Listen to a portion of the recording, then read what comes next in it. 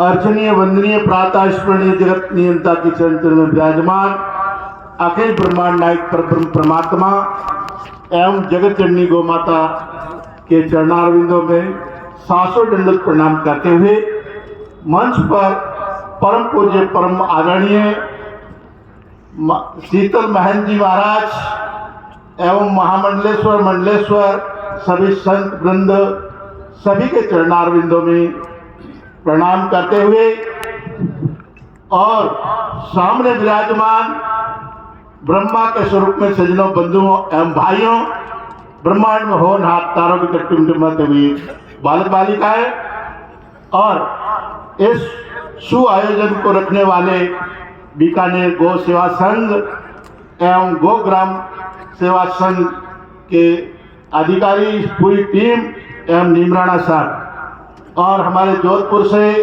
पधारे हुए प्रकाश जी व्यास हरिनारायण सोनी जी एवं उनकी सभी टीम का यातायात के सम्मान करते हुए हमको ये एक आंदोलन क्यों करना पड़ रहा है, इसका मुख्य कारण है कि देखिए खेत के लिए बाड़ की जाती है या गायों के लिए बाड़ा बनाया जाता है।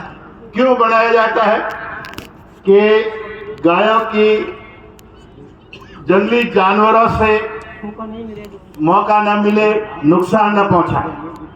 तो ठीक इसी प्रकार ये सनातन धर्म जो है, संस्कृति है, उसके लिए बचाने के लिए, धर्म की रक्षा के लिए, विकास के लिए हम सरकार सुनते हैं। क्या करते हैं?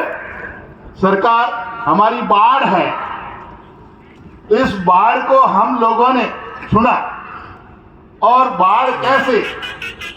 जैसे दूध की दुकान होती है ना, आपने देखा दूध की दुकान में बैठे लोग सभी दूध पीने वाले माने जाते हैं, परंतु उस दूध की दुकान में बैठने वाले कई लोग शराब भी पीते हैं, परंतु उनको शराबी नहीं कहा जाता है।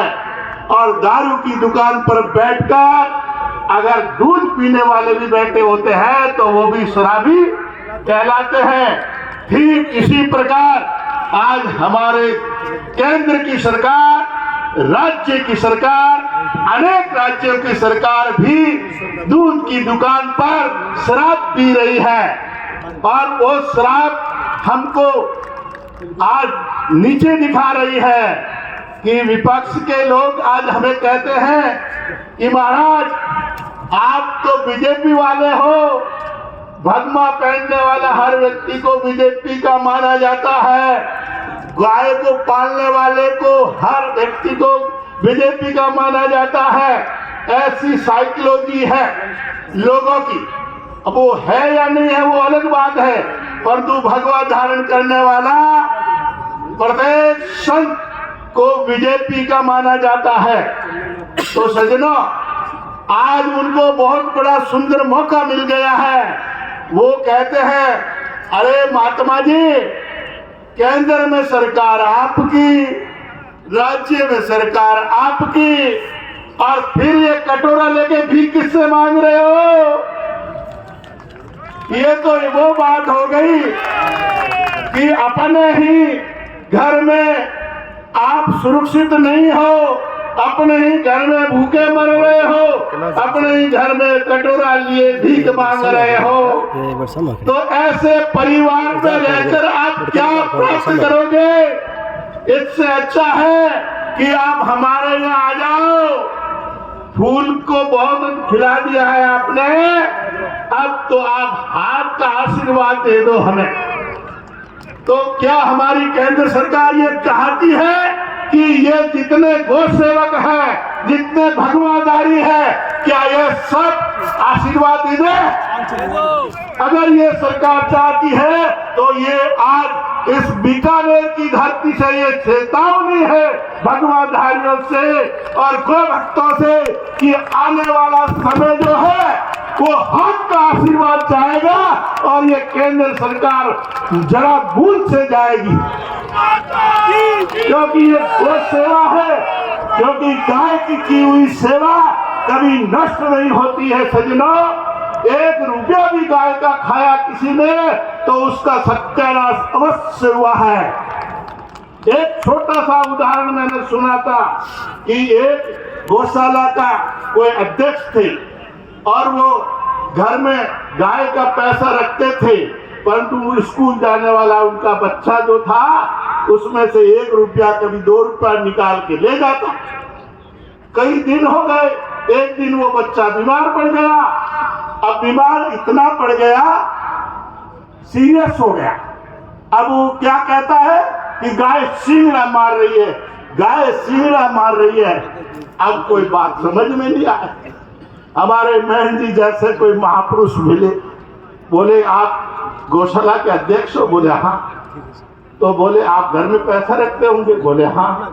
तो वो इस बच्चे से पूछो कि कभी तूने क्या पैसा निकाला उसमें?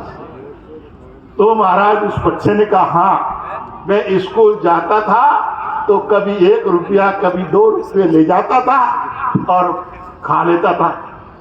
तब समझ में आया कि वो पैसा जो खाया है वो बच्चे के गाय सींग मार रही है। तुरंत महापुरुषों ने कहा कि कितना खाया होगा? कि 1000 रुपये खा लिए होंगे। तो बोले इसमें 4 गुना और मिलाओ और 5100 रुपयों का गायों के लिए चारा डाल दो, गुड़ खिला दो। जो ही खिलाया और वो एकदम ठीक हो गया। सजनों, ऐसी गौ माता की कृपा है। तो ये गो अनुदान जो है सरकार गाय का खा रही है, तो ये कितने सिंगड़े खाएगी सरकार? इसीलिए चेतावनी है। कड़वा अपना बोलता है, मीठा पराया बोलता है, क्योंकि पराए लोगों के लिए घर जल जाए तो होली होती है और घर के लोगों के घर जल जाए तो एक हादसा होता है। सजनों, तो ऐसे हमें ये दर्द हो रहा है कि हमारी सरकार होते हुए भी हमको ये ताने सुनने पड़ रहे हैं उन लोगों के।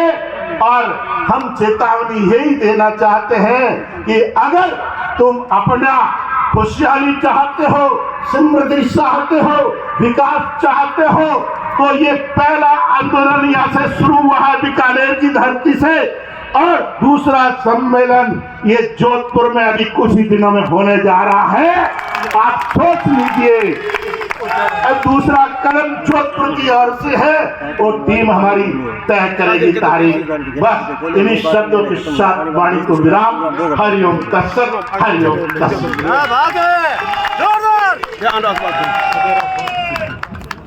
मोती सिंह